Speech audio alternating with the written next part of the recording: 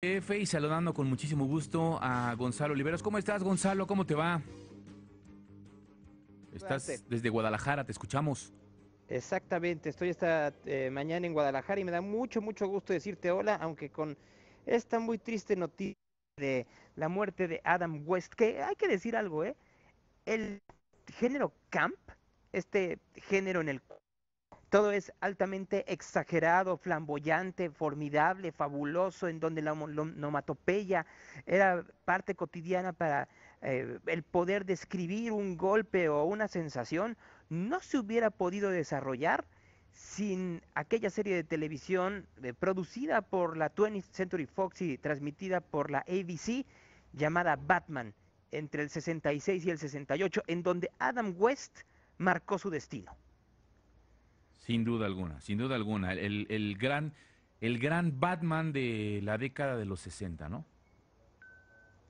Mira, y hay que decirlo, realmente él peleó el personaje con otro actor y su estilo de actuar lento y taciturno, porque si tú revisas cómo eran los diálogos de Batman, te dabas cuenta que Adam West desarrolló una manera en la cual el Caballero de la Noche, que no era de la noche en su caso, hablaba de forma muy pausada y hasta uno parecería que hacía reflexiones en un tiempo en donde la televisión no se daba ese tipo de lujos debido a la rapidez, pero le dio también un tono al personaje del cual no pudo separarse nunca más. Un hombre que actuó en series de televisión, en obras de teatro y por supuesto en cine, pero que cuando en el 66 fue nombrado como el personaje principal de esta serie de televisión, en donde además de él tenía una playa de actores, entre los que estaba Vincent Price o Burgess Meredith, o por supuesto César Romero o Julie Newman, entre algunos cuantos más,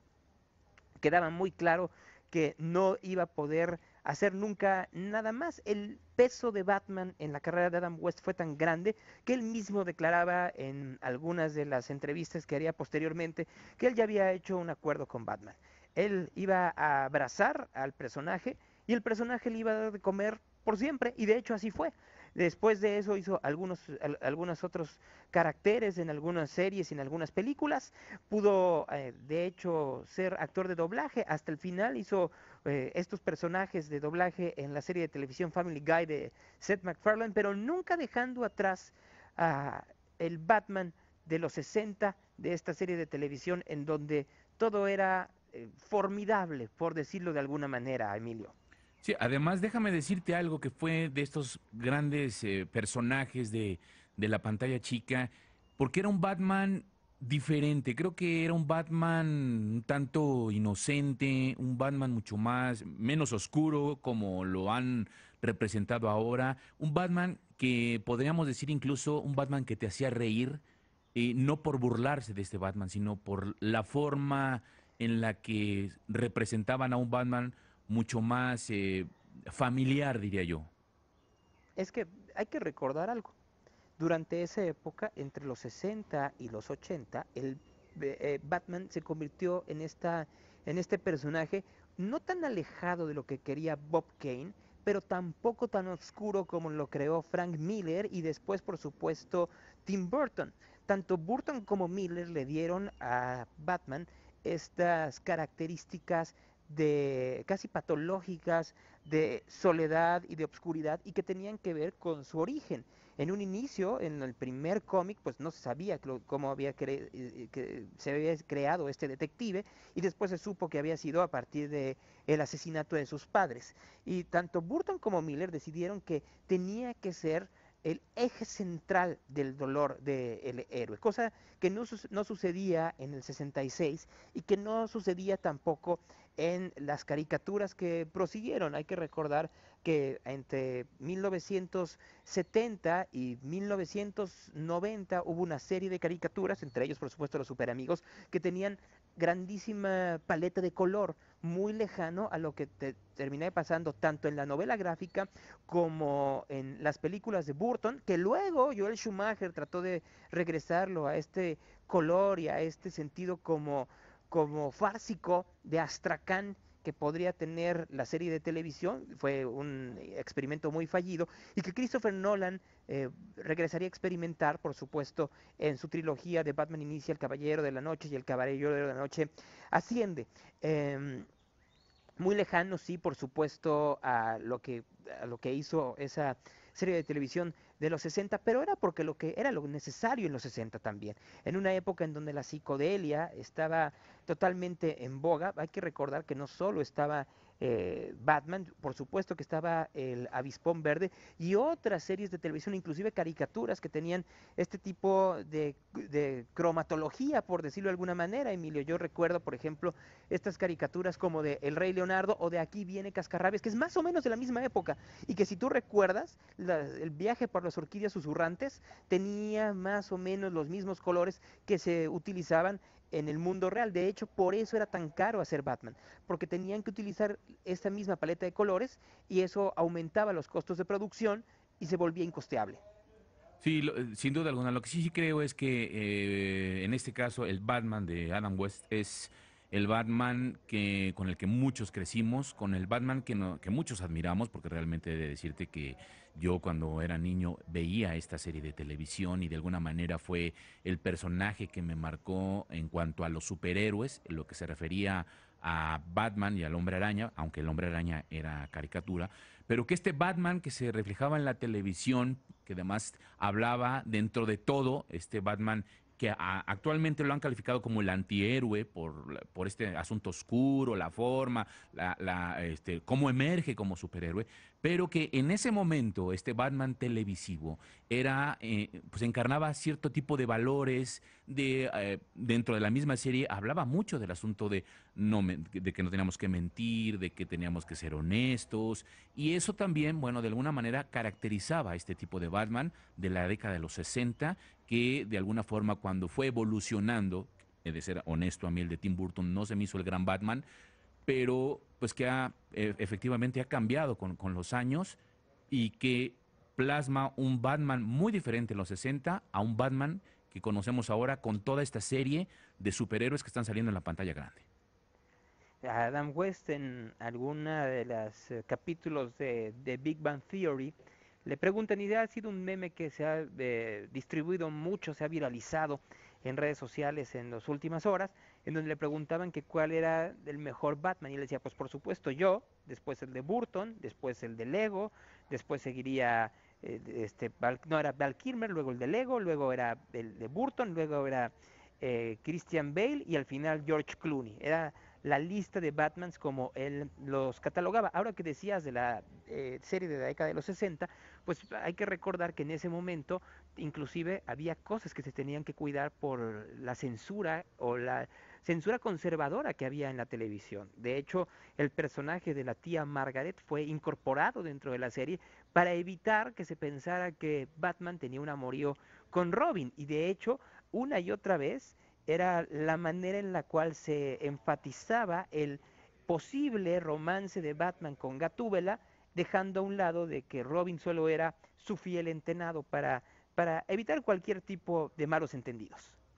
Sí, exacto. Que sonó mucho en algún momento esta parte de este superhéroe y que, bueno, también ha desencadenado ya después el que algunos otros superhéroes sí puedan tener este distinto tipo de preferencia sexual, lo puedo decir así, como el hecho de Linterna Verde. Pero en fin, regresando a este punto del Batman, ¿tú con cuál Batman te quedas, mi querido Gonzalo?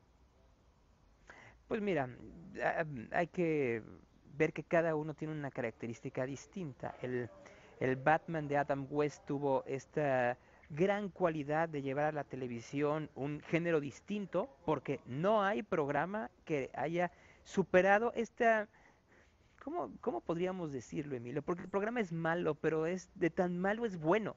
O sea, cuestiones como el famoso repelente de tiburones, el batirrepelente de tiburones.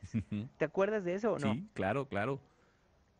O sea, que solo ellos, o las cosas que podía tener en el baticinturón, o que O la famosa su escena esa donde van mayordomo, escalando el edificio, ¿no? Donde siempre van escalando un exact, edificio, ¿no?